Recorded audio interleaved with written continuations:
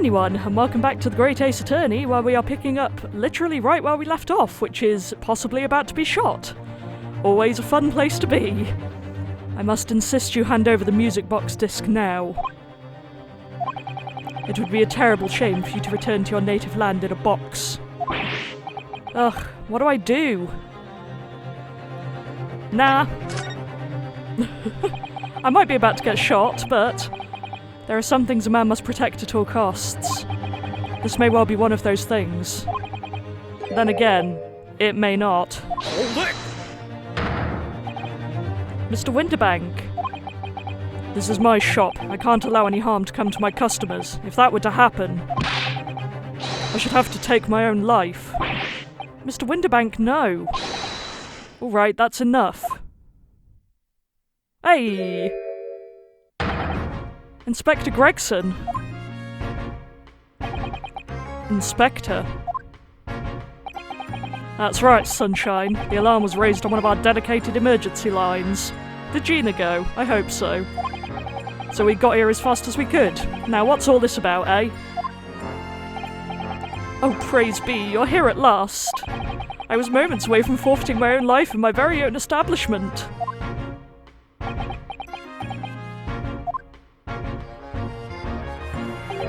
It would seem you have the upper hand.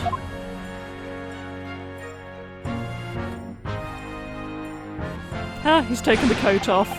Right, you lot have got some explaining to do. I don't appreciate being bothered with some petty argy-bargy. Petty? Mr. Winterbank very nearly met with his end. Yeah, by his own gun, as far as I can tell. Oh dear. And the whole of Britain could meet with its end if I don't get to the bottom of the case I'm supposed to be working on. What? What on earth is the case, Inspector?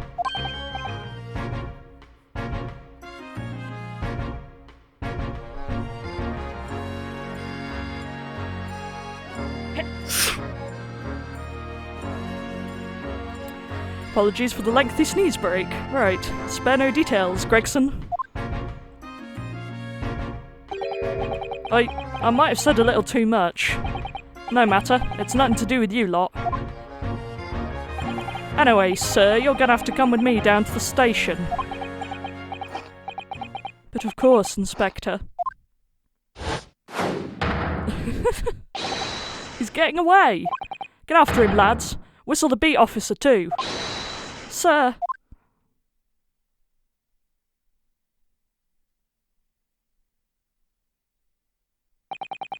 There's been a spate of thefts at pawn shops around here recently, so we fitted emergency buttons underneath the counters for brokers to let us know when there's trouble. Oh, Inspector, I was very worried there for a while. Very worried indeed. Now then, Mr. Permanently in Mourning. Oh, yes? I'll be taking that whatever it is of McGilded's down to the yard, thank you very much. So hand it over. Oh, yes, of course. No, don't. Don't give it to him. It's mine, that is. Mine. I'm sorry, miss. But anything belonging to McGilded has to be taken in as evidence now. As evidence? If the police demand something as evidence, my dear fellow, we have no choice but to capitulate. It's all yours, Inspector. Ugh.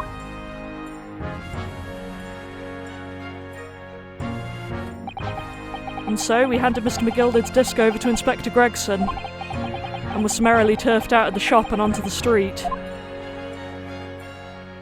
Wow, I stopped the last episode for a whole 4.5 minutes of gameplay in this one. Good grief. But really, how does this relate to the Hounds of the Baskerville at all? Because, kind of not seeing it so far. Maybe we're about to find out? Who knows? 'Tis a mystery.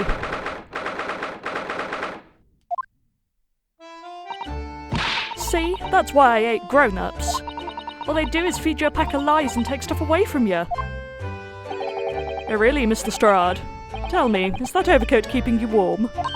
What? Oh my, surely you were given that. Yeah, the D let me keep it, after I looked daggers at him for long enough. He went through the pockets and then said, "Go on then, have it," before telling me to scarper. Always pays off, giving people a look like you ate them. I can't help feeling that it's going to get you into serious trouble one day. What I really wanted was that nice shiny disc, mind. The music box disc. But Mr. Winterbank said it was practically worthless. I think I'm going to go and have another bash. Give him a long hard stare. I think not, Miss Lestrade. We shan't enter Winterbanks again today. Why not? That's not fair. It can't be helped, I'm afraid. The police are investigating the scene now and take your statement from Mr. Winterbank. But that disc's mine. I had the ticket for this coat and it was in this coat's pocket. And there should be something else and all. That's what that rotten cove said, ain't it?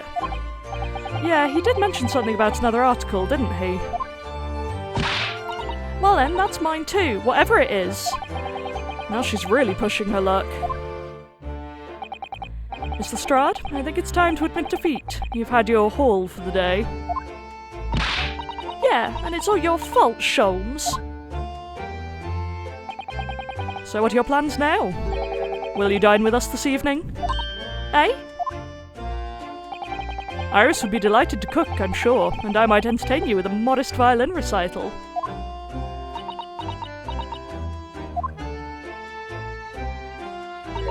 No, Tar.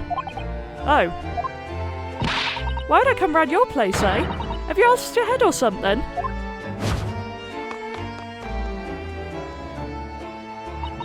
Oh dear, she's gone. Having reviled on me quite unnecessarily, I might add. I can't help wondering if perhaps she might turn up anyway.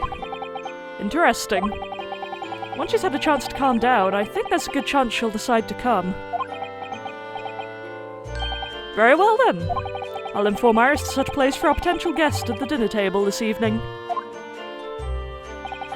And one more thing. I should be glad of your company later too.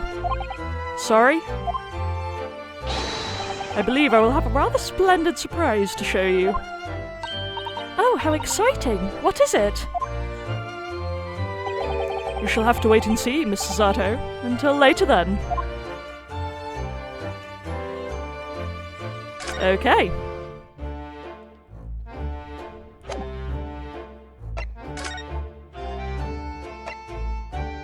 Yeah, so we can't go back in there.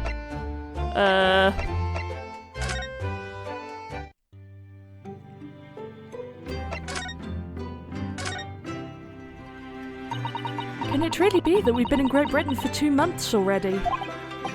Yes, it's gone by in a flash, hasn't it? And what an English gentleman You trailed off there, Susato-san. I'm so sorry. When I thought it through, I realised it's not at all true, actually. I simply don't feel that any Britishness has really rubbed off on you. Nor you, to be honest. Well, that's obviously because... Yes, I know. Without a doubt, it's your kimono. It most certainly stands out. I do adore the attire of English ladies. It's quite delightful. But somehow, I just don't feel ready to abandon my Japanese dress just yet. I wonder how Susato-san would look in Western clothes. That would be interesting to see. Is that all we had to say? Okie dokie then.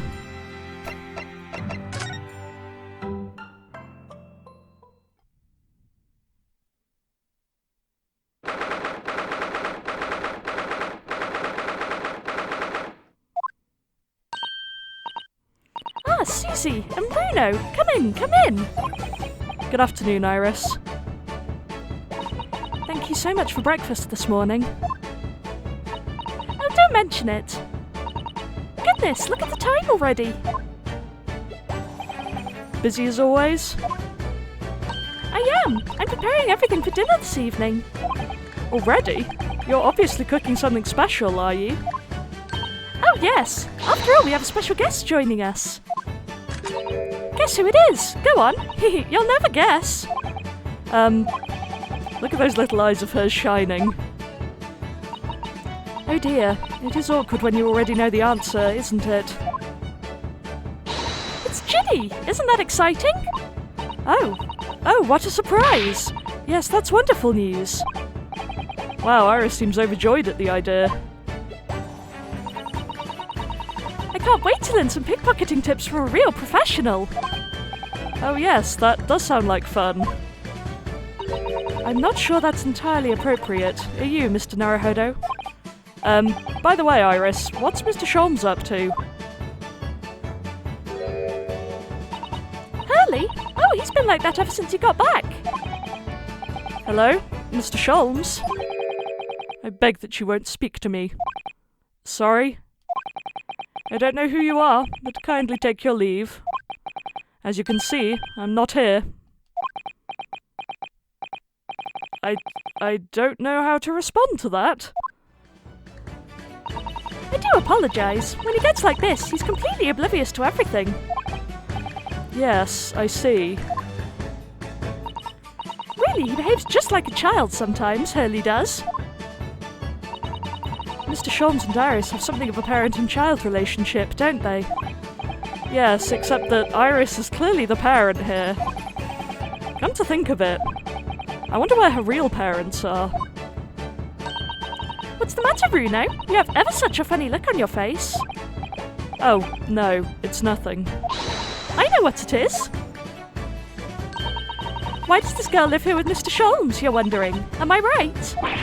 How? How did you... Oh, Bruno, I can read you like a book. Ugh, this girl is dangerous. Don't worry, you can ask me anything. I won't mind. Really? Let's see if Hurley's gonna say anything. So, Mr. Sholmes, what are you so engrossed in? Did you not hear? I am not here! Of course you're not. I cannot think why the whole bed of the ocean is not one solid mass of oysters, so prolific the creatures seem. He won't even turn around and look at me. It's best just to leave him alone when he's in one of his moods like this. Yes, I can see that.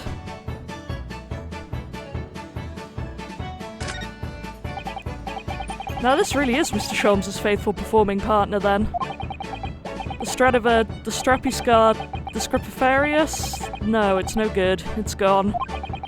The virtuoso's violin that he found in a pawnbroker's and managed to buy for next to nothing. After all we went through to get it back, he's just cast it aside on that chair. I was looking forward to hearing the beautiful sound it makes when Mr. Sholmes plays it. It does look rather sorry for itself there, doesn't it? Although... at least Wagahai hasn't attacked it yet, even if his eyes are saying it's only a matter of time. Yeah, please put that violin in the case away from the cat. I'm begging.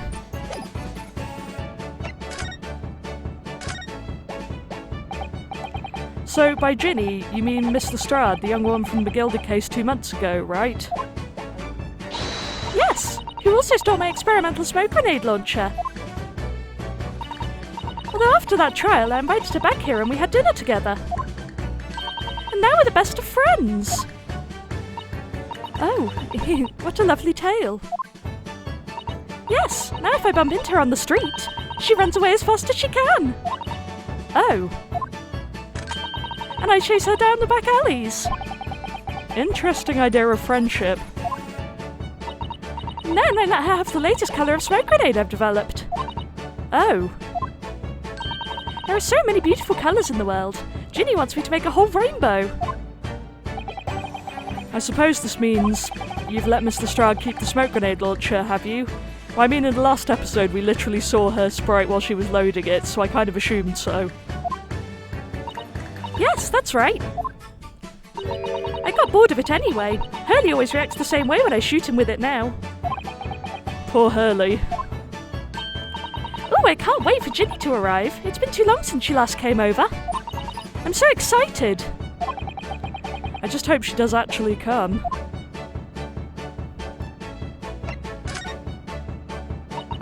I'm sure you've been wondering why it is that I live here with Hurley, haven't you?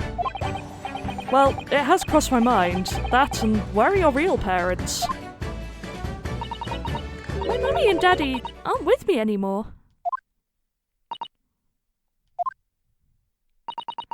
Mummy passed away when I was born. And at around the same time, my father... Well, he had to go to a faraway land because one of the cases he and Hurley were working on. So he probably was the guy who died in episode 1. Great. Oh. Wait a minute. Did you say he and Hurley? Yes. Daddy and Hurley were always solving mysterious cases together. She didn't mention that before.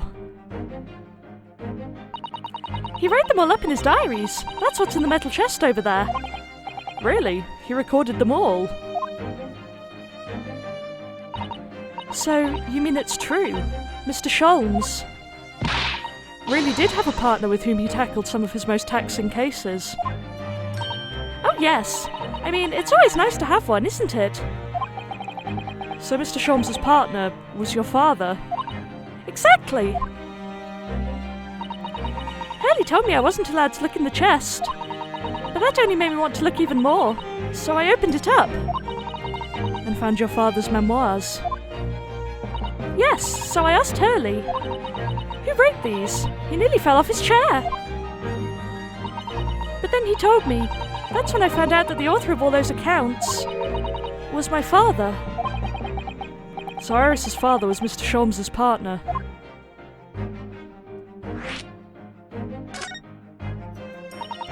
I practically lived with Hurley all my life. I was tiny when he took me in. So, it came as quite a shock. When Hurley told me he wasn't really my daddy, I mean. It must have done. I wonder why Mr. Sholmes chose to tell you, and at such a young age. Hurley says it's because he wouldn't have been able to hide it from me. Oh? Well, having lived with Hurley all these years, you might say that his ways have rubbed off on me. There are some things I can just see. Especially lies. I almost know when people are lying before they open their mouths sometimes. Alright, Iris Grammary. Also, how do people say grammary? I'm pretty sure that I say it differently to like everyone else, but I've always read it as grammary. Fun thing for the comments, how do you pronounce that? Anyway, tangent over. Right. Anyway, I was so fascinated when I read Daddy's diaries. That's what's inspired me to write The Adventures of Herlock Sholmes, actually. I'd always assumed Mr. Sholmes simply told you all those thrilling stories. Oh no, Hurley's hopeless like that. He forgets everything. As soon as he's solved a case, it all but vanishes from his mind. Oh, I see. The other day it was so embarrassing. As usual, he totally forgot about the case he'd just solved. So the very next day, he gathered together all the people involved and proceeded to solve the case again. It was quite a shock for everyone. You can say that again. You share your father's surname, don't you, Iris? That's right, Wilson. Daddy is Dr. John H. Wilson. I learned from his diaries that he's a doctor of medicine, you see. That's what prompted me to study and study so that I could earn a doctorate as well. Iris's father, who went to some distant land, and is a doctor by the name of John H. Wilson. Are we only just realising this? The court will now hear the trial of Ryunosuke Naruhodo. Kindly state before the court the name of the victim in this case. The victim's name was Dr. John H. Wilson.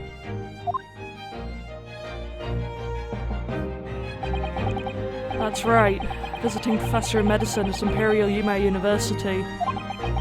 And the man who, in the most bizarre of circumstances, lost his life just before he left Japan. See, I'm hoping that we'll actually get an answer on why he died. Miss Sasato? Yes?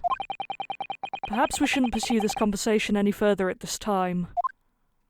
I think that would be for the best. Really? Okay. Ah, my dear fellows, how good to see you.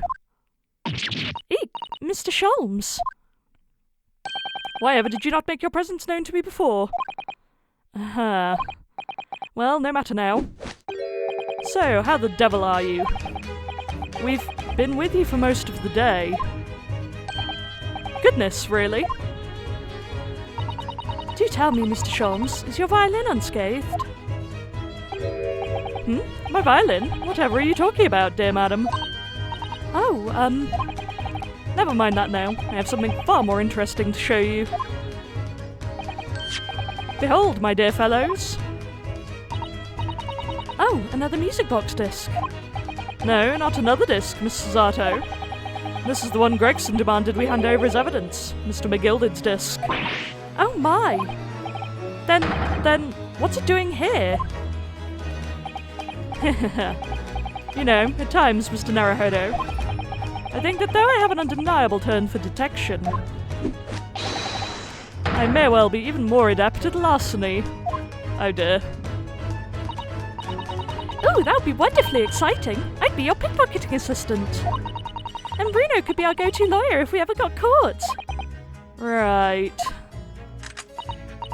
Plus, Susie has such beautiful handwriting. She could write all our menacing crime notifications. Yes, I'd be delighted. I'm just going to pretend this conversation never happened, I think. Okay. I don't understand. How did that disc come to be in your possession? I thought Inspector Gregson took it back to Scotland Yard. Quite correct. And that sort of uncompromising attitude is precisely why I always carry some of this. That's a bar of caramel, Mr. Sholmes. Oh, it's called Sholmes' Caramel as well. That's cute. Your one and only friend in times of loneliness, if I'm not mistaken. If you will humour me, my dear fellows, cast your minds back to when the good detective confiscated the disc. Did he cast it in the caramel and make a new one?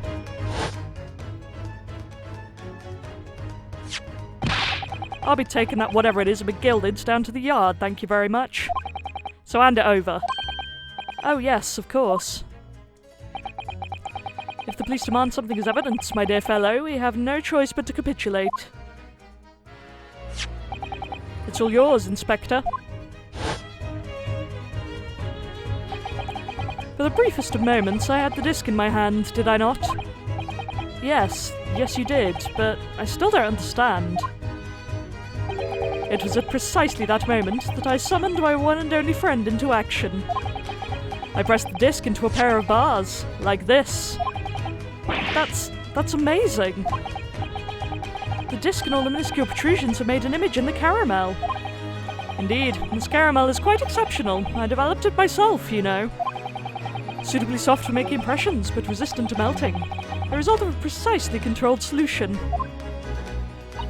How extraordinary! Carrying a pair of these on one's person frequently proves very useful indeed.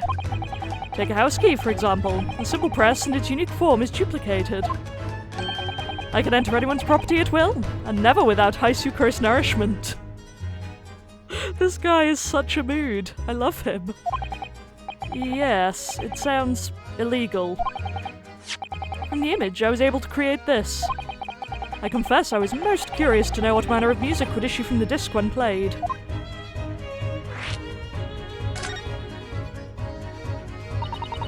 Do tell us then, Mr. Sholmes. What music does the disc play? Well, unfortunately, I have no idea. No idea? None whatsoever. Are you familiar with the workings of a music box, my dear fellows? No, I'm afraid not. Goodness, you don't know, Bruno?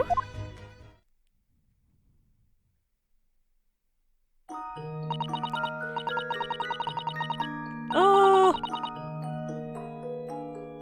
I love music box arrangements. They make me happy.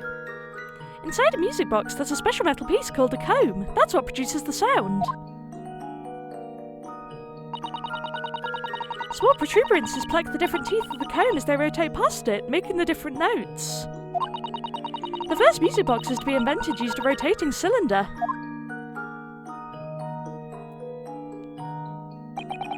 But over time, a new type of player was produced, which uses discs such as these.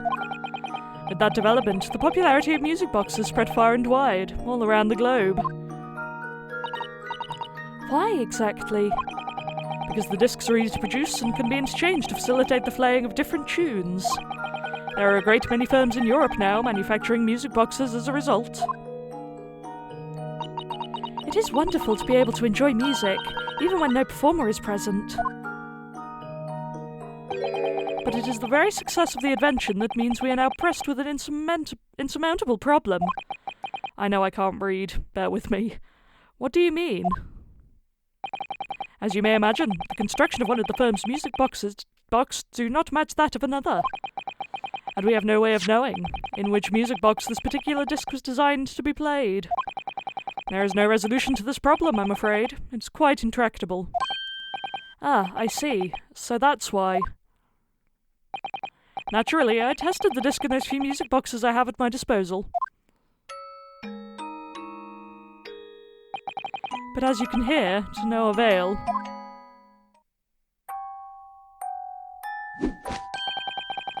The results were equally unsatisfactory in this one.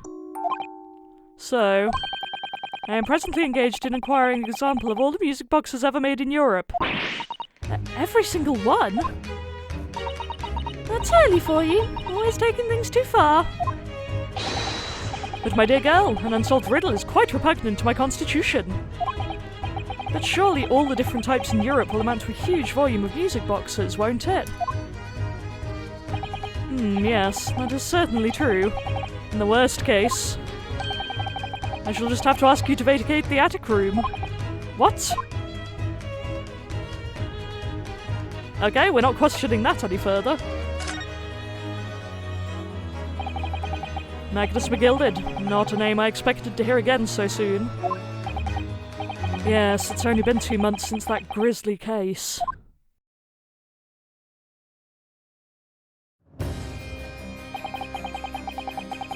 Mr. McGilded perished within hours of the trial's conclusion. Ah yes, the really attractive shot of him. Was it the curse of the Reaper? No one knows, still now.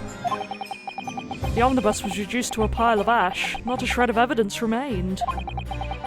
And with the man's death, the truth about the murder in which he was so intimately involved was buried.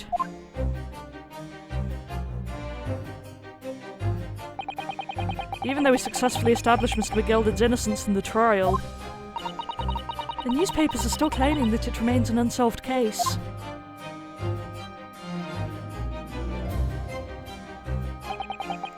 The murder of the brickmaker, Mr. Thrice-Fired Mason.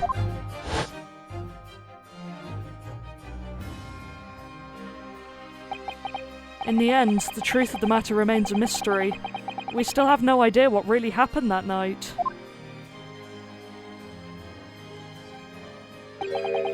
And although Mr. McGilded was found not guilty through my defence, I still don't know if that was the right judgment or not.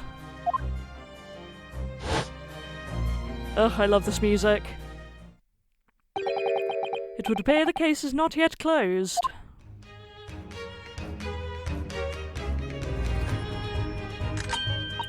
Well, it's time I started getting things ready for dinner, I think. Ginny will be here before long. Thank you, Iris. Oh, well, you must let me help you then. Of course, Susie. There's plenty to do.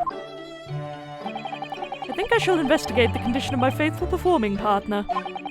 Now then, where did I leave it? Let this be a lesson to you, Mr. Sholmes. Never leave anything too precious with the pawnbroker. Yes, you may be right.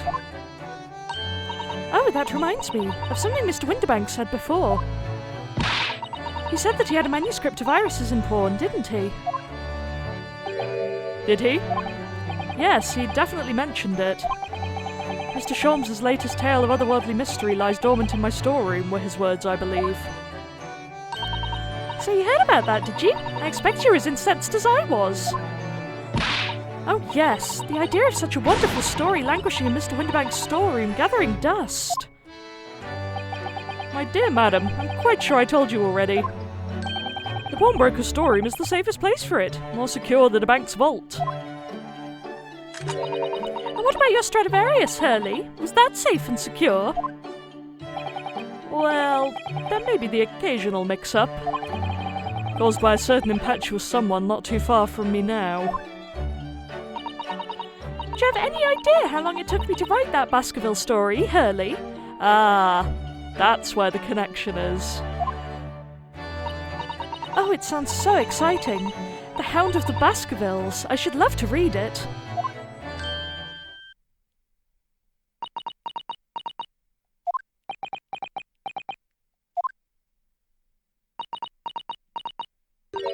Ah! What's going on here? Why does it feel like an icy chill just swept through the room? Susie, what did you just say? You said The Hound of the Baskervilles. But how could you know the full title? Well, that's because Mr. Zato is such a great fan of all the stories about Mr. Sholmes, of course. But Bruno, The Hound of the Baskervilles has never been published. What? When I showed Hurley the manuscript, he told me that I wasn't allowed to publish it yet. I don't understand. That's why he said he'd keep it safe. Until it was the right time for the story to be made public, you see. So that's why the manuscript is at Winterbanks. And yet, how could Susie here know its title? Zato, have you been trying the crime route already? Well, Hurley, what's going on?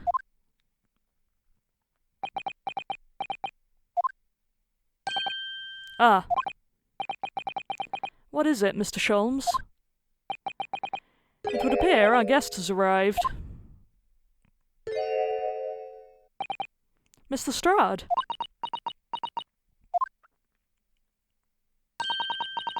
This was a bad idea. I knew I weren't welcome. I'm going. No, wait, Mr. Strad. We've all been eagerly awaiting your arrival. Haven't we, Iris?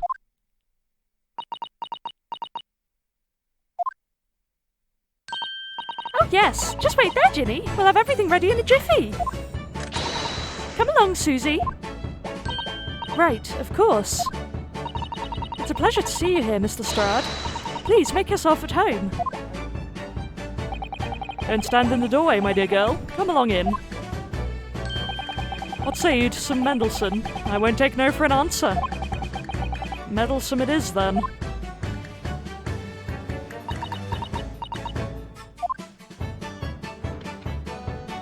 Yeah!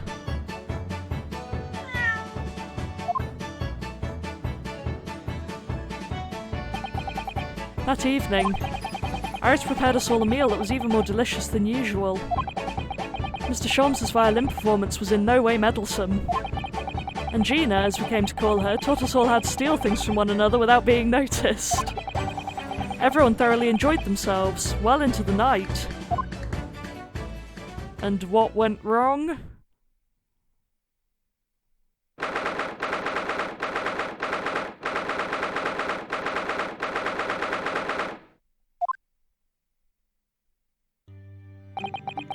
That was a very enjoyable evening, wasn't it?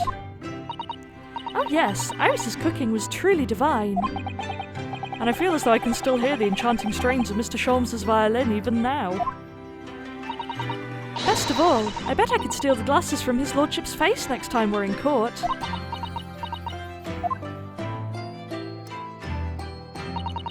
Naruhodo-san, could I consult with you about something, I wonder? What's the matter, Susato-san? It's about the telegram I received. Ah. The one that arrived first thing this morning, I suppose. I've been summoned. What? Summoned? What do you mean? The telegram is from the Lord Chief Justice's office. Lord Strongheart has asked to see me. The Lord Chief Justice? When? Tomorrow morning. What? Then we have to start preparing at once. Oh, no, that won't be necessary, Naruhodo-san. I've been summoned alone. Alone? What on earth for? I have no idea. I suppose I shall find out tomorrow. What's all this about? Whatever it is, it's making me feel very uneasy. Yeah, me too. I do not trust Strongheart at all. Oh, who could that be, I wonder? Good evening, friends. Ah, Iris. Hello again.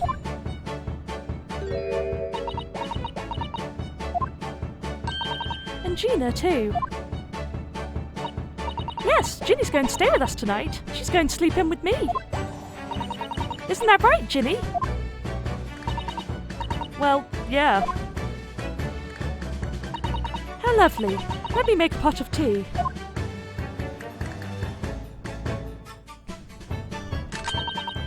You know, I've learned so much today. Oh, what? In particular? All those things Ginny showed us. Wasn't it wonderful? Ah, you mean all those pickpocketing techniques? We had fun trying them out on each other, didn't we? I think I've awakened a natural talent. I could earn a living from it. You might be getting ahead of yourself a little there. So, what brings you up to our humble quarters at this late hour? Well, you see, I came to return this. Wait, what? That's mine. Oh my, however did you...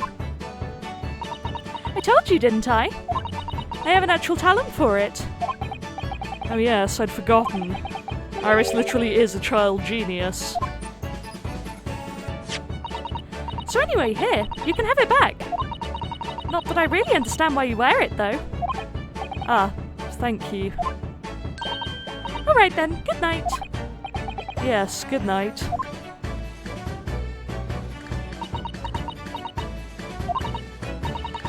So this is your office, is it? What do you think, Ginny? I think I won't fancy my chances with a lawyer what lives in a place like this. Yes, me too. It seems as though Iris here still has something she'd like to talk about. I suppose she probably wants to talk about the manuscript. Yes, I suppose she probably does.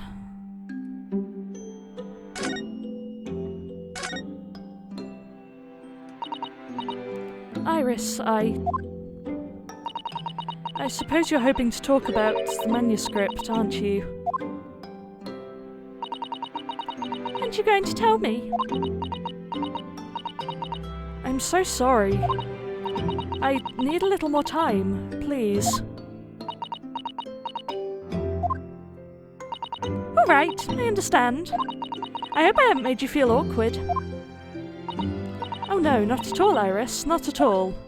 I don't know what all this is about, really, but... It's a story you made up, is it, Iris? This manuscript, or whatever you call it. It's not exactly a story that I made up. It's something I read in Daddy's diaries. Daddy's? That's right. I don't suppose I've mentioned it to you before, Ginny, but... My daddy was Hurley's assistant once. His partner. Eh? They solved all sorts of strange and mysterious cases together. Is that right, mister? Apparently so. I was as surprised as you are, though. And Daddy wrote all the details of every single case down, you see, in his diaries. So I study them and write my stories based on what actually happened. So, where's your old man now, then? He had to go away on urgent business to a faraway land, and he'll be gone a very long time. So, I've never really met him. Oh, right. Come to think of it, I don't know anything about Gina's parents either. Perhaps we should ask her.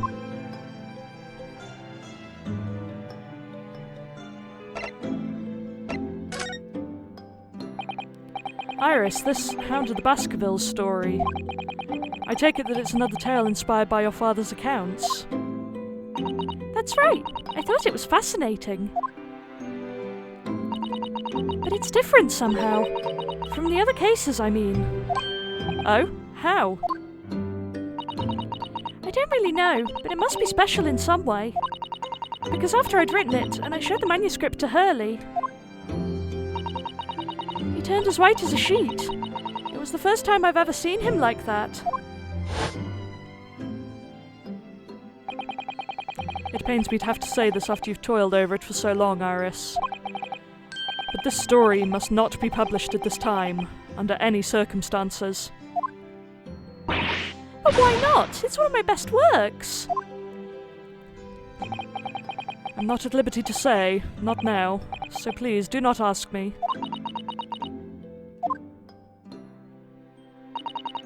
All right then, I won't.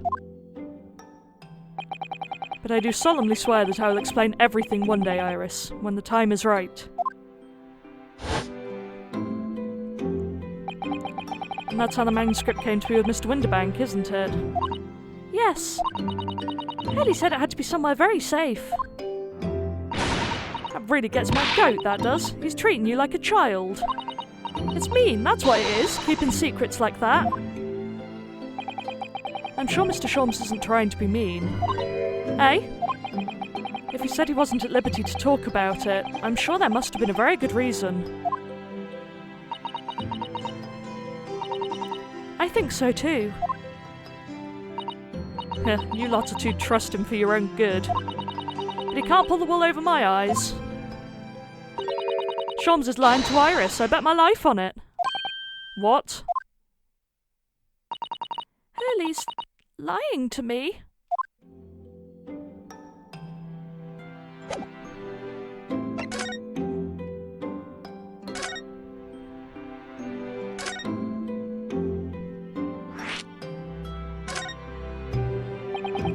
I've realised that I don't know anything about your parents, Gina.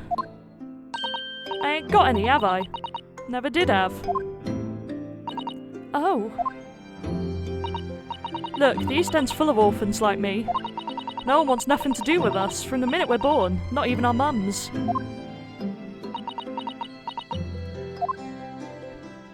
But we all stick together.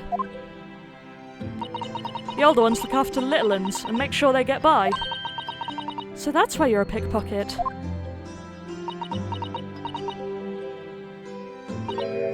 Nah, diving's my life. I love it. I get a kick out of it every time I lift some pompous idiot's purse. And that's how we all afford to eat. I'm like Robin Hood, ain't I? That's how I see it. Oh, Gina. I do think about it sometimes. What it'd be like to have parents, I mean. I always thought it'd make everything right. But having listened to what Iris just said, it sounds like having parents ain't always easy either. Oh! I mean, if you know you never had them, you don't feel like you're always wanting to meet them. It's true. I do want to see Daddy. So much. Oh no. Oh, Iris.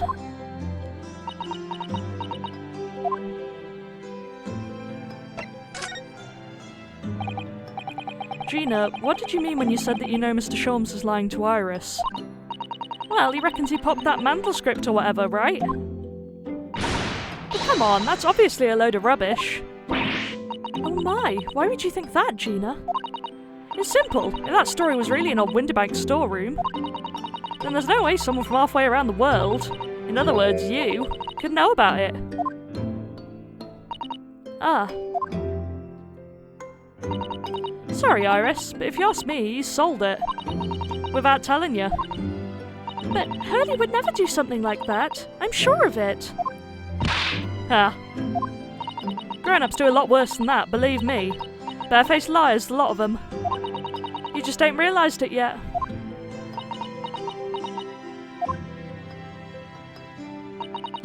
I'm telling you, that mantle script ain't at Winterbank's. You'd soon see if you had a look. Even if you think you can trust him, I don't. That Sholmes is a liar like the rest of them. If I'm honest, I have wondered if Hurley's telling me the truth sometimes. See? Oh, but I don't mean that I think he sold it. I mean that I'd sometimes wonder if he might have hidden my manuscript somewhere. Somewhere I don't know. Even though it's wrong of me to doubt him. Don't be too hard on yourself, Iris.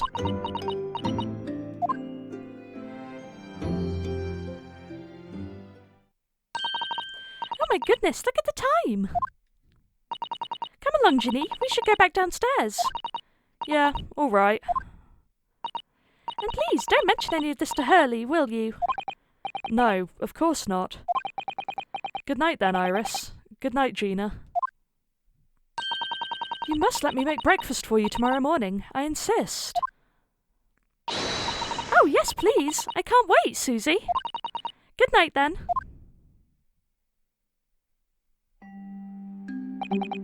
Iris. It sure is easy to forget, isn't it? Sometimes she speaks just like an adult. But deep down, she's still just a child. Well, I think it's time that I turned in for the night too, Naruhodo-san.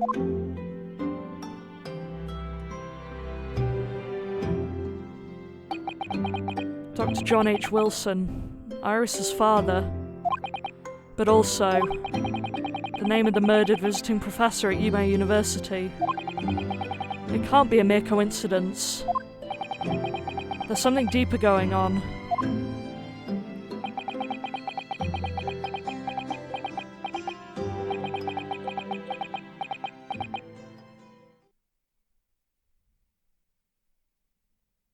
Okay. Mr. Naruhodo? That voice. That's Mr. Sholmes. What's going on? It's the middle of the night. It's Miss Lestrade. She's gone. Gina? She was supposed to be sleeping in Iris's room, but her bed is empty. Well, she's an independent young woman. She probably decided to go home, no? I think not. From speaking to her before she retired, I received the distinct impression that she was looking forward to breakfasting with Miss Sasato. No, I don't believe the girl has gone home, but I've been waiting for over an hour now. Over an hour? Oh. If you'll indulge me, look out of the window, my dear fellow. What's this about?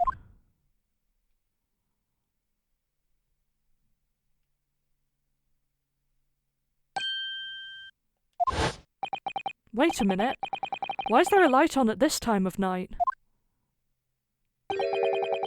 That's Mr. Winterbank's pawnbrokery. Mr. Winterbank's? Oh no! It's simple. If that story was really in old Winterbank's storeroom, there's no way someone from halfway around the world, in other words, you, could know about it. Sorry, Iris, but if you ask me, he sold it. Without telling you. Could Gina have gone? Seems you have some knowledge of the situation, Mr. Naruhodo. Sorry? Oh no. No, not really. Well anyway, we must investigate. At once. Miss Sasato. Well, at least it's not her who's broken in. This should be fun.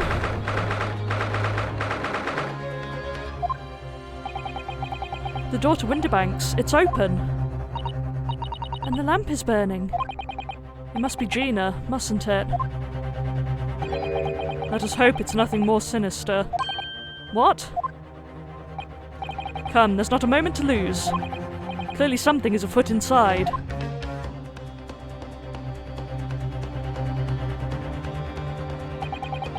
Oh, that's blood on the calendar. Oh no. There's no one here. Oh yes. There is. Ah! Mr. Sholmes! Mr. Sholmes!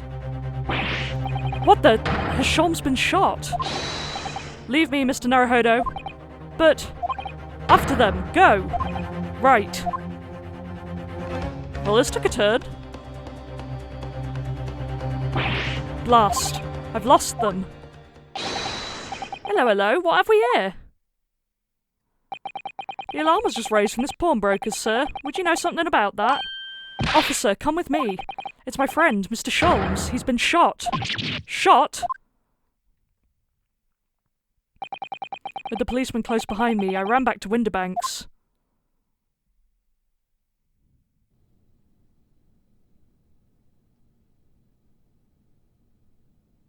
Oh dear.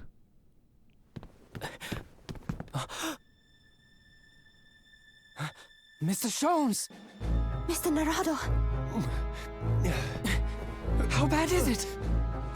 Never mind me, but there's much at stake. Behind that door. In the storeroom. Hurry!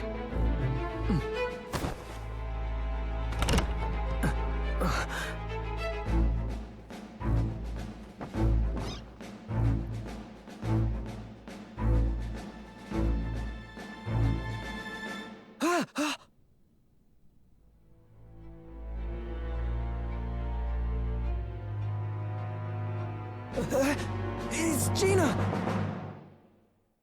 Well, we have our next defendant, I guess.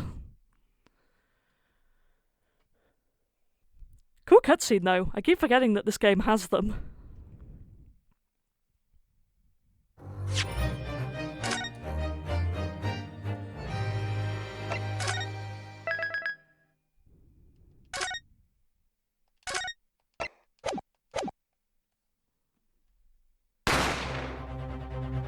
Okay, right back into it then.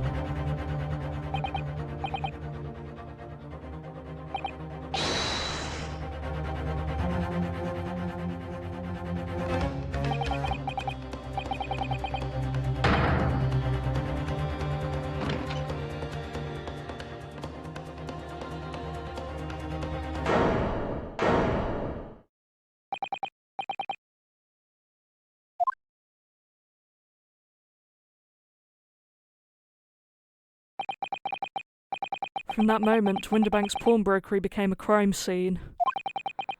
Everything that followed happened in a whirlwind of activity. The arrival of the police, the preliminary investigation of the scene, and the questioning. It was just before dawn before I was allowed back to my lodgings at 221B.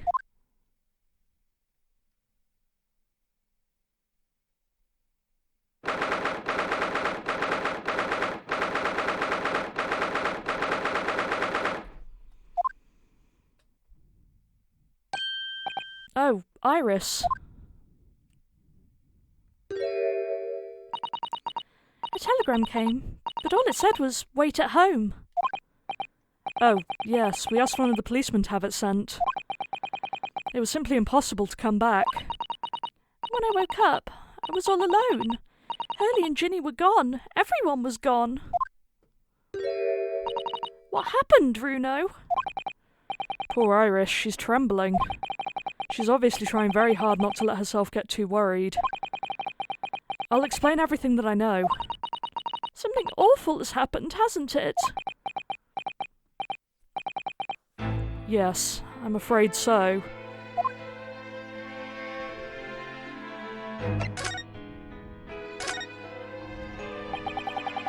I'm sorry to have to tell you this, Iris, but Mr. Winterbank is dead. He was shot. We discovered it in the early hours of the morning. Oh, yes, I had a feeling. You did? Well, I saw all of those police carriages pulling up outside his shop. So I knew something must have happened there. When we entered Winterbanks in the small hours, we disturbed a gang of 2 thugs. They ran out onto the street and I chased after them, but they got away. So it was one of them who shot old Mr. Winterbank, I suppose? I don't know, but that's not what the police believe at the moment. Oh, why not? They've arrested someone else as their prime suspect, you see. Gina. Ginny? But why? Well, the thing is... No! Ginny wouldn't do something like that. I know. None of us think she did it. Then why have they arrested her? I'm sorry. There was nothing I could do.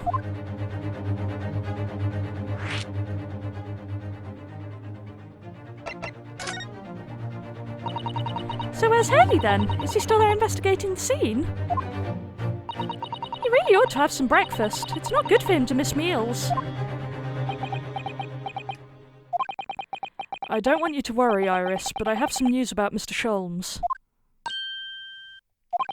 He was taken to hospital this morning. What? Well, when we entered Winterbanks, a gun was fired and he took a bullet. Hurley was shot? No. It's all right. His life isn't in danger. Really? Are you sure? Where is he? Which hospital? He's at St. Sinner's. They're tending to him there. I must see him at once. I'm sorry, Iris, but you can't. Why not? That's not fair. I'm a family member. I should be allowed. No, I mean, nobody can see him at the moment. He's not allowed any visitors. They're preparing to operate, you see. To operate? Oh, poor Hurley. Oh boy, Iris Wilson's no good, very bad day. It was the two thugs who were in Mr. Winterbank's shop. They shot Mr. Sholmes when we disturbed them, you see.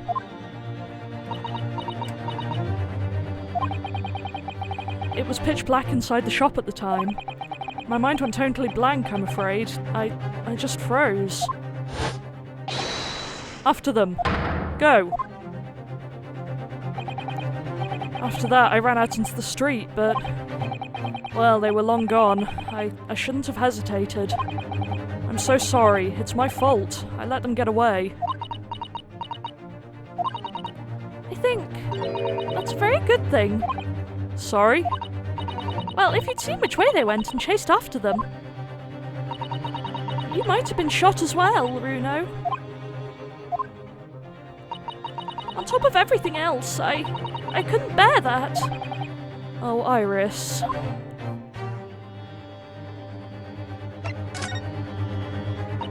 Where's Susie, Runo? She's still at the police station. Oh, why? I expect she's still being questioned. The police said they wouldn't be finished for a while. Why aren't you there then? Well, I didn't get a good look at the criminals anyway, so they weren't questioning me for long.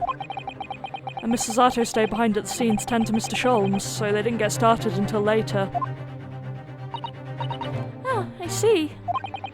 Besides, one of us had to come back to be with Iris. I'm glad Inspector Gregson agreed to me leaving early.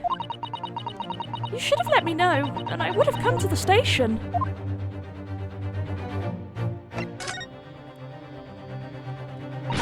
I don't understand why they arrested Ginny. It's not fair. What about the two thugs that were at the scene? Why aren't they the prime suspects? After all, they shot Hurley dead, didn't they? No, I mean, Mr. Sholmes isn't dead, Iris. Oh, this is all so horrible. The thing is, Mr. Winterbank was found on the floor in the storeroom where he keeps all the deposited articles. And the storeroom door was locked from the inside.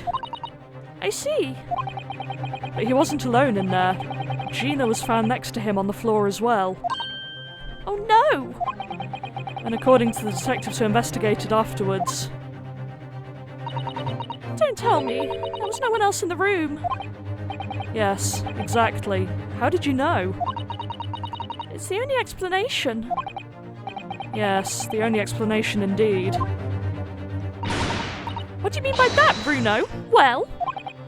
Ugh, what can I say? I'm damned if I agree, damned if I don't.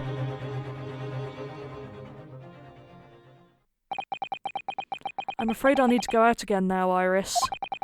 There's not much I can do at the moment, but I can at least try to find out how Mr. Sholmes and Gina are getting on. I want to go too. Take me with you, Bruno. I can't stand just sitting around here waiting. I'm not sure how I feel about taking a 10-year-old child to the scene of a murder, but I don't want to leave her all alone here either. Alright then, Iris. Perhaps you can help me. Oh yes, I'd love to. Gina's at the prison. Mr. Sholmes is probably in his hospital bed. Don't forget we have to visit the crime scene. We need to conduct a thorough investigation. Ah, I can see you're ready for action. I imagine Iris would appreciate going to the hospital sooner rather than later. Yeah, good grief. Right, I'm gonna have a quick drink break, and then may or may not be back in a minute. Okay, I am back, and where can we go? Let's go to the hospital, because Iris will want to do that, presumably. And I too am worried about Sholmes.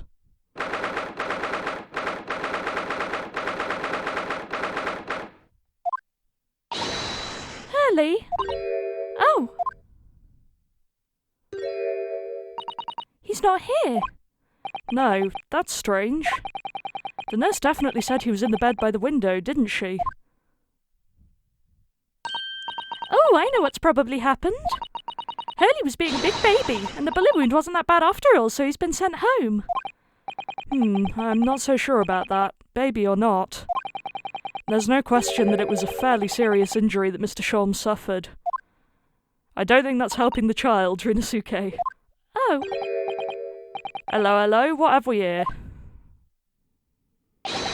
This ward is off limits, no visiting. So what are you doing in here, eh? Well, I'll have you know, we're Hurley's next of kin. Eh? Oh, well, begging your pardon then, ma'am. Sir? A little lady and a curious Eastern gentleman. The great mystery solver has a mysterious family, eh? If that's how you see us, sure. Where is he, Constable? Where's Hurley? I believe he is currently in the operating theatre, ma'am, undergoing an extensive operation. Extensive? It has been several hours since he went in. Oh dear, is he going to be alright?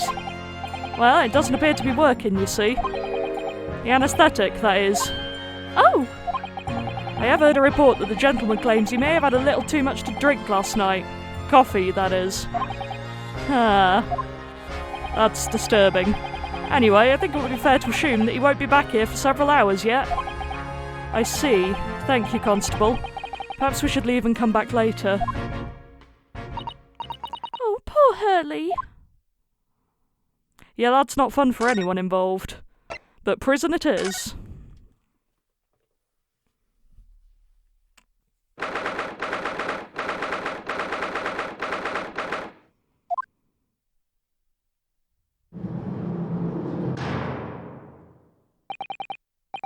Hello, Gina. Please don't shoot me.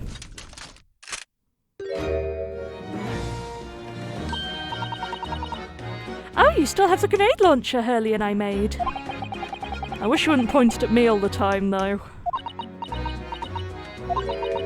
What are you here for? Ginny? I have a feeling it's because of us that you've ended up in trouble. So we were thinking that we might be able to help you. Well, you can't. Sorry?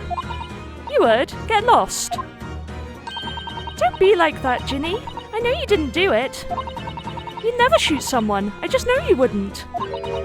You think you know me? Pull the other one. Oh. You ain't got the first idea about the likes of me. I'm a thief. I pinch people's purses when they're walking down the street. That's how I get by. And if I saw me chance, I'd sneak into a pawn shop any day of the week. Just to see what I could lay my hands on. Get it? That's the kind of person I am. But Ginny... I'll be in court tomorrow, they said. Some covey came by before and said he'd be a lawyer for me or the like. Said it was my right or something. But I told him to get stuffed. I don't need no lawyer. I don't need no one. She couldn't be staring at me any more obviously if she tried. Why are you being like this, Ginny? Okay, we're doing this then. I don't understand, Gina. Why did you send the public defender away? He wanted me to sign some papers, representation papers or something like that. It's all going to be rigged anyway, the whole trial. I'll pin it on me because I'm a kid. That's what grown-ups always do. Very disturbing when it comes to murder.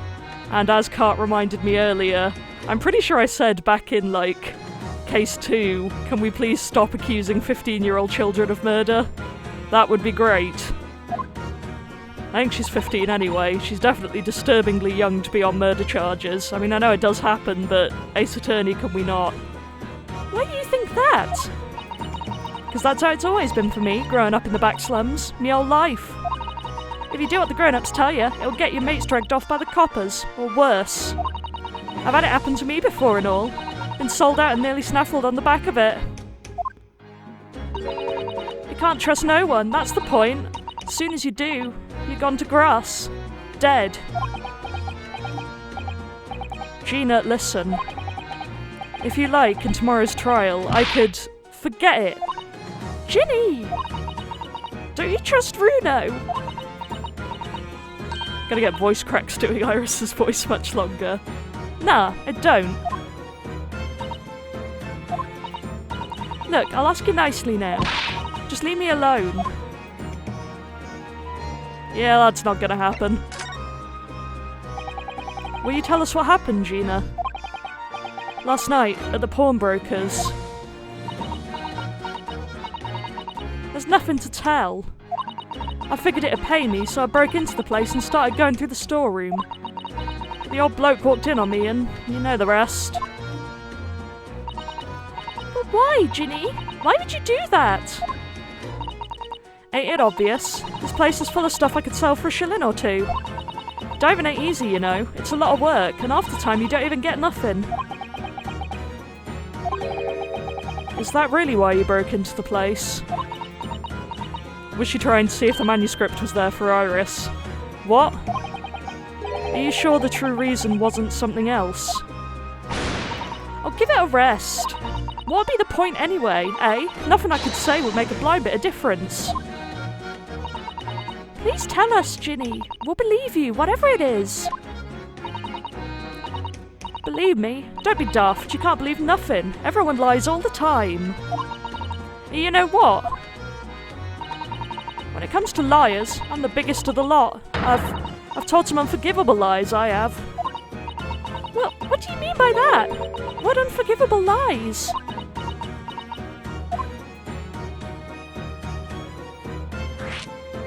I would like to know this, yeah. What did you mean before, Gina, when you said you were the biggest liar of the lot? Why don't you tell us what these unforgivable lies you've told are? Maybe we can help. Sorry. We're out of time. They're gonna want to question me now. Ginny, please. Oh, yeah. I wanted to give you this. Something to remember me by. That's distressing. A photographic print of a really adorable cat. I found it in one of the pockets on this coat. Ain't no point me having it. I wonder what a little photograph like that was doing in the pocket of that overcoat. Anyway, don't bother coming again. Bye. Oh, Ginny. Okay, I assume that will become relevant later. She does know the way to my heart, but yeah.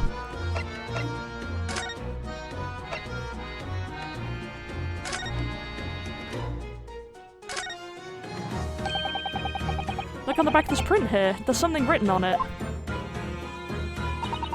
13th of February, 9 PM. Article deposited, 1 small box. Loan amount paid, 10 shillings. Redemption deadline, 13th of April, 9 PM. So this photographic print is a redemption ticket. 13th of February? That could be significant. It was just 2 days before the murder on the omnibus, wasn't it? A small box. That doesn't tell us much about it, does it? I know. If Mr. McGill had still had the ticket, then presumably he never redeemed the article. So is it for sale now? So do you think the box might still be present somewhere in the shop? Would it happen to be a music box, do we think? Ah, yes! If it's something McGill had deposited, we need to investigate. Fabulous.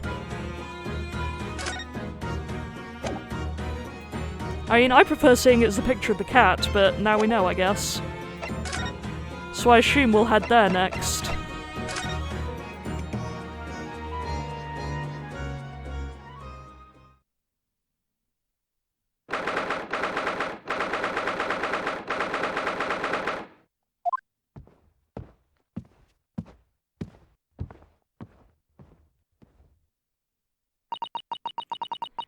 This is where it happened then, last night. That's right. The two thugs I told you about were obviously ransacking the place, looking for valuables. But apart from the policeman in here, you wouldn't know anything had happened. There's no sign of a disturbance. No, you're right about that, actually. I mean, apart from the broken lamp and the bloody calendar with a bullet in it, yeah. In fact, if anyone, it's the police who seem to be the ones doing the ransacking. I know what you mean. They're like a gang of organised criminals all dressed in black. Oi, I heard that. Gregson. Oh, Inspector. Good morning. I suppose I ought to thank you for your vigilance last night. We got to the scene before it was disturbed, at least. Shame you let the two rogues get away, mind. Yes, I'm sorry about that. I thought you'd assigned extra men to the beat around here, Gregsy. Now look what's happened. Hurley's been injured because there weren't enough police on duty. Ah. Your ladyship. No one told me you were coming. I expect you to take full responsibility for what happened to Hurley and see he has the very best medical care. Of course, your ladyship. The very best doctors in the capital attending to him as we speak. And I don't think it's Runo's fault that the rogues managed to get away, is it? Chasing criminals is the police's job. Absolutely, your ladyship. As you say, ma'am, as you say. The gent in black is totally blameless. Everyone's in agreement about that. Would you believe it? It's like a completely different person with Iris. Talk about a personality change. Oh, where are my manners? Are you thirsty, your ladyship? Perhaps you'd like some juice? Some nice, refreshing fruit juice? Oh, why? Are you thirsty, Gregsy? I have some of my special herbal tea with me, if you'd like some.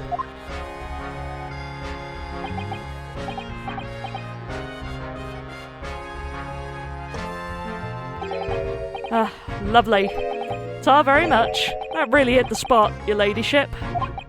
I don't even recognise him like this. It is kind of unnerving. But it might mean he'll tell me some stuff. Let's see if we can have a sneaky look around. Okay, we're not looking at the broken glass then, I suppose. Let's look at the broken lamp. All right then, let's see what we can uncover.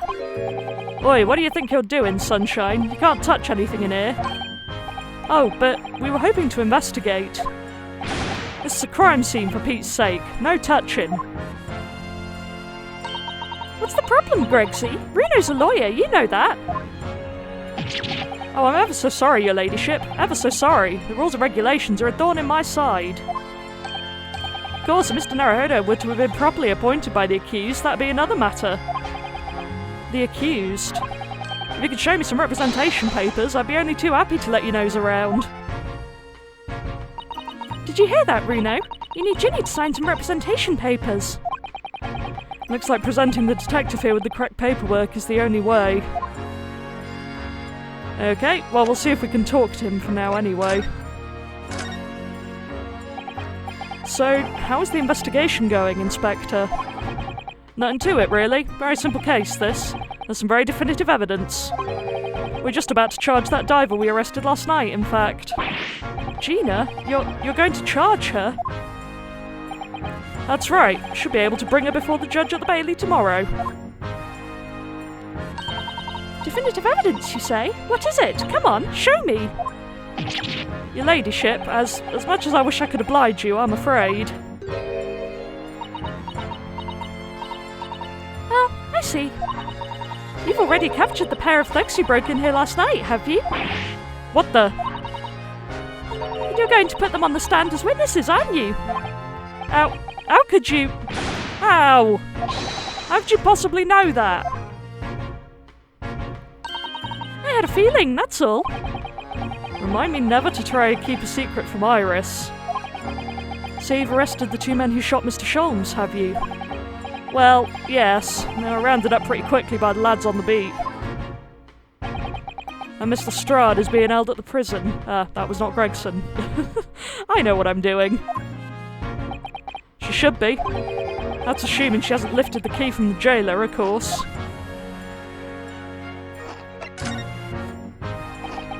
Can you tell us anything about Mr. Sholmes? What's his condition? I guess we could have done this in any order then, because this is all astoundingly generic. Sorry, I'm not at liberty to divulge that information. Scotland Yard matters are strictly confidential. Well, I know he's being operated on at St. Sinner's. Why can't I see him? I'm family, you know. I'm terribly sorry, your ladyship. It's the hospital's policy. No visiting at all. Oh! The bullet must have hit an artery in his midriff. He's lost a fair bit of blood. No! It didn't seem too bad in the first hour or so. But a hemorrhage like that is enough to make even the one and only Sholmes pipe down. Mr. Sholmes is a human like the rest of us, you know. Well, anyway, he's having emergency surgery right now. They've got to stop that bleeding.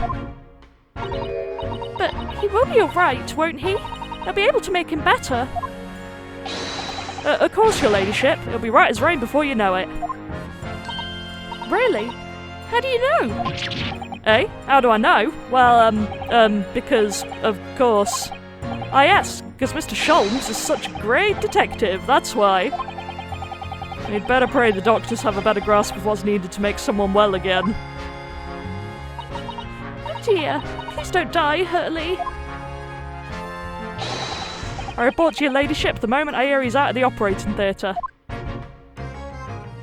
Thanks, Gregson. I couldn't help noticing, Inspector. What? Out with it, sunshine. Well, there seems to be a marked difference between the way you talk to me and Iris. What's the source, Sonny? I'm a copper, and we don't go in for favouritism.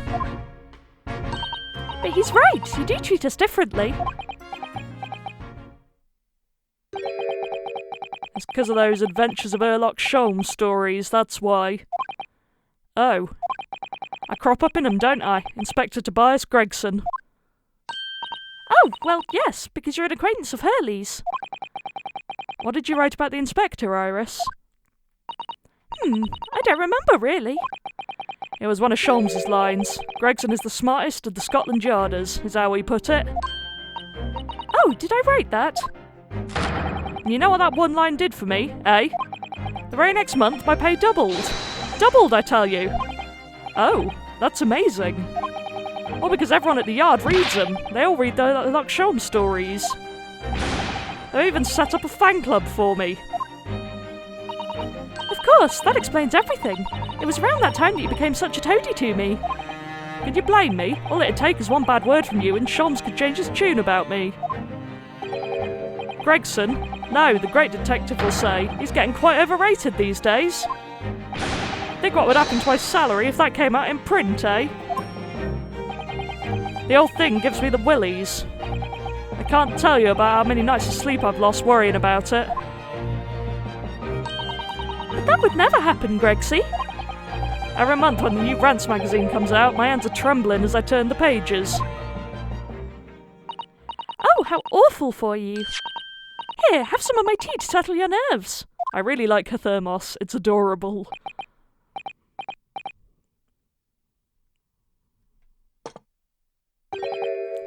Ah, lovely. Ta very much. That really hit the spot, your ladyship. Teetotal. Oh, yeah, there's something I was supposed to talk to you about, actually, Mr. Naruto. Yes, what is it? I've got an important message for you. I clean forgot about it until now. Actually, yeah, while I'm thinking about this, wasn't Sasato meant to be meeting with the Lord Chief Justice, who I don't trust right now? An important message? I wonder what it could be.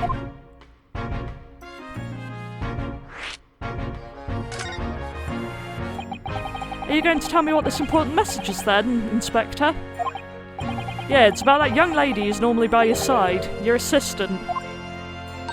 Dear Susie, is she alright? She's at the station, isn't she? Being questioned, I believe. Nope, not anymore. She had to head off.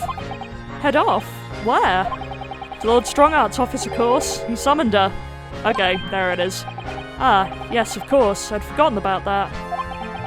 Well, the Whipstocks took her there in a yard carriage after we finished questioning her. And she asked us to tell you she didn't have the fare for the return journey and to go and meet her there. She's got a nerve using Scotland Yard as a blooming messaging service. I see. Well, thank you for passing that on, Inspector. Why did Susie have to go to see the Lord Chief Justice? She didn't tell me. But I better head over to the Lord Chief Justice's office to fetch her straight away. Okay. Off we go then.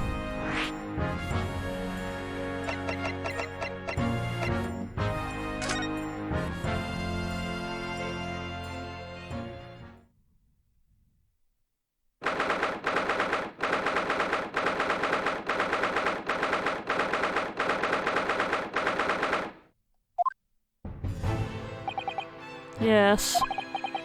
No matter how many times I come here, I always get the same sense of oppressiveness somehow. Do you think the place is oppressive? I think it's normal. How so?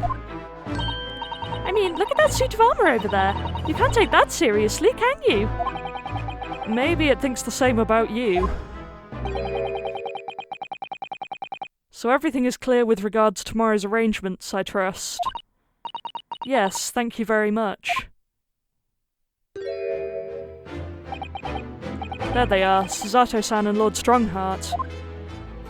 I wonder what they're talking about. They both look very serious.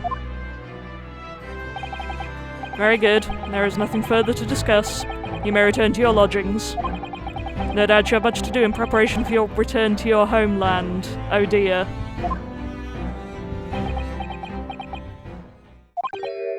Wait, what did he just say? Your return to your homeland? Susato-san.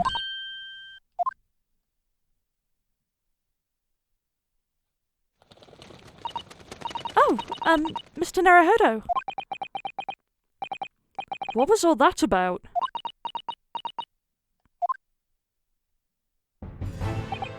Ah, Mr. Naruhodo, thank you for coming to collect your colleague.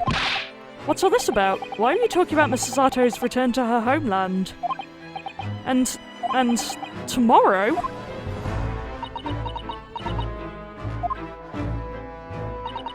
Tomorrow? What about Ginny's trial? You mean... she's been formally charged now? Oh dear.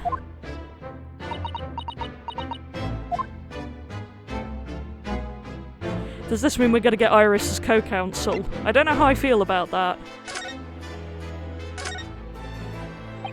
Mrs. Zato, what's all this about? Oh, please don't concern yourself, Mr. Naruhodo. It's only me going back to Japan. Your life here can continue just as it had. That's not what I asked. What happened? Why are you leaving? It's my father. He's fallen ill. Oh no! Professor Mikotoba. If I may? Yes, sorry? You must be the defendant. Ryunosuke Naruhodo, I believe. Yes, that's right. My name is Eugene Mikotoba. I'm a professor of forensic medicine at Yume University. We received an international telegram from the Empire of Japan informing us of the news. 10 days ago, Father collapsed with a fever. The cause is apparently unknown. And it seems he grows weaker day by day. I don't believe it. As you are aware, the voyage from here to your country's capital, Tokyo, takes some 50 days. I thought it would be prudent to hasten Mrs. Zato's departure as much as possible. Yes, absolutely.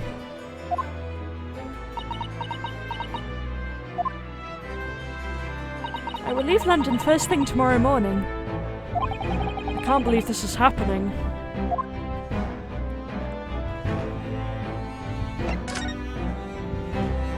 So Gina has been charged. She'll have to appear in court.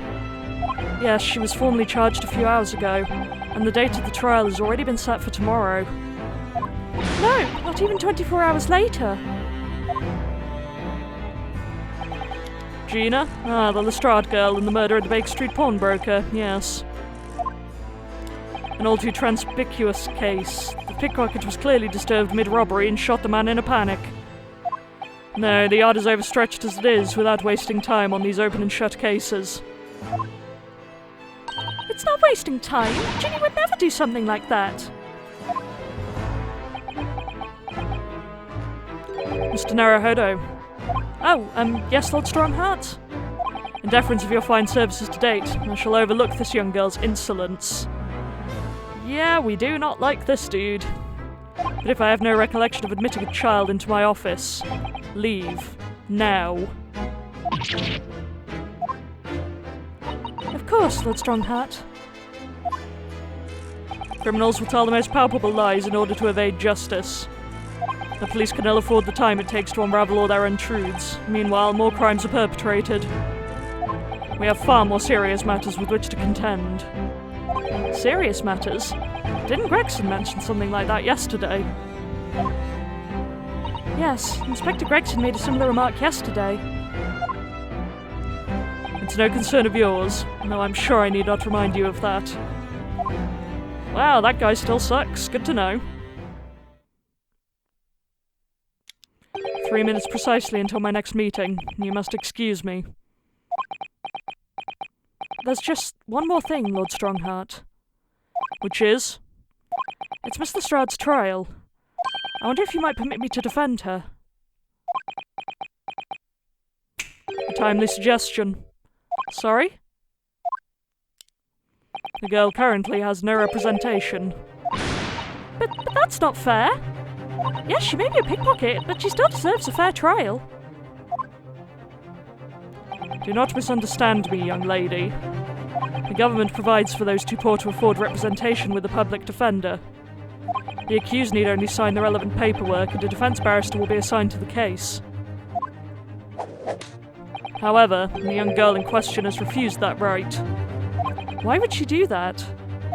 A question you would do well to direct at Miss Lestrade. Oh hey, now that I'm looking at him, his cane also doesn't have the thing at the bottom that makes it a walking stick. Do you also have a sword? You'll find her at the local prison. Yes, thank you. Now then, it's time I was leaving. Good day to you. Don't like that guy. What a day. Gina charged with murder. Susato-san about to leave.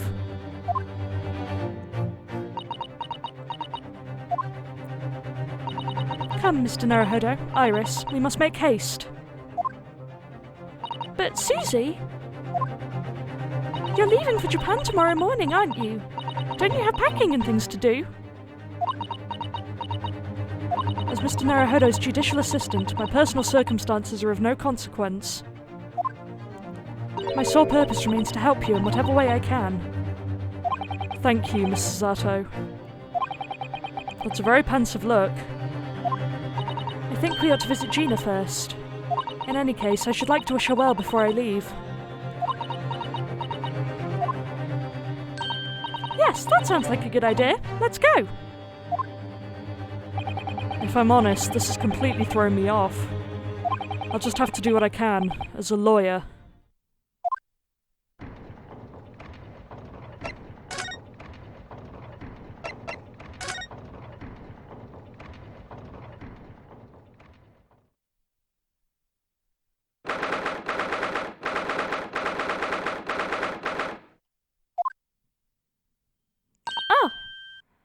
Hello again, Gina.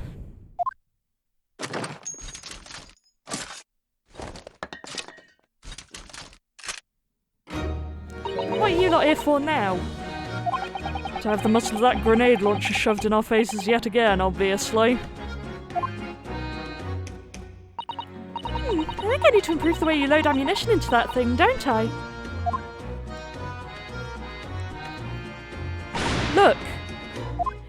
many times as you like, but I ain't got nothing more to say to you. Susato looks quietly alarmed.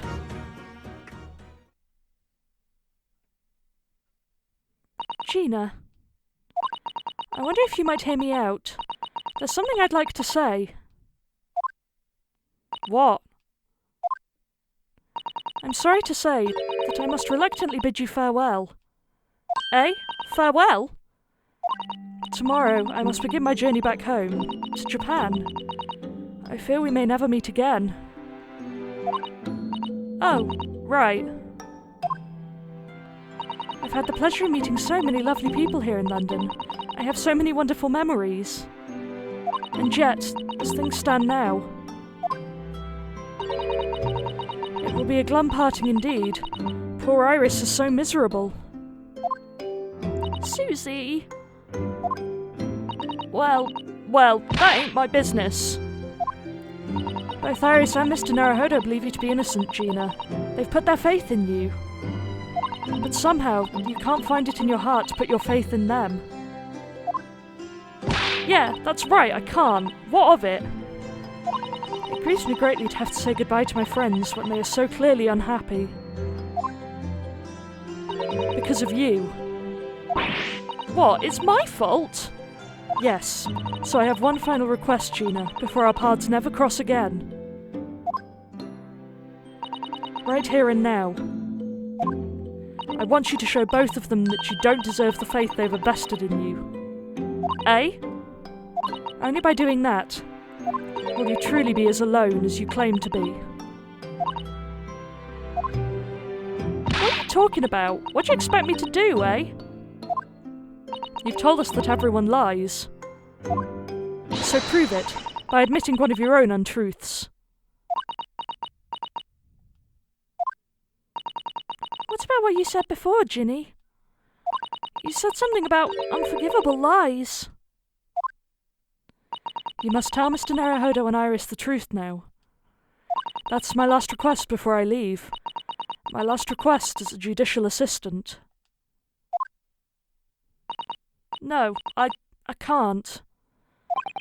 Whatever these lies are, they're obviously weighing very heavily on Gina's mind. Gina, I could be wrong, but... is it something to do with what happened 2 months ago? Something about that trial?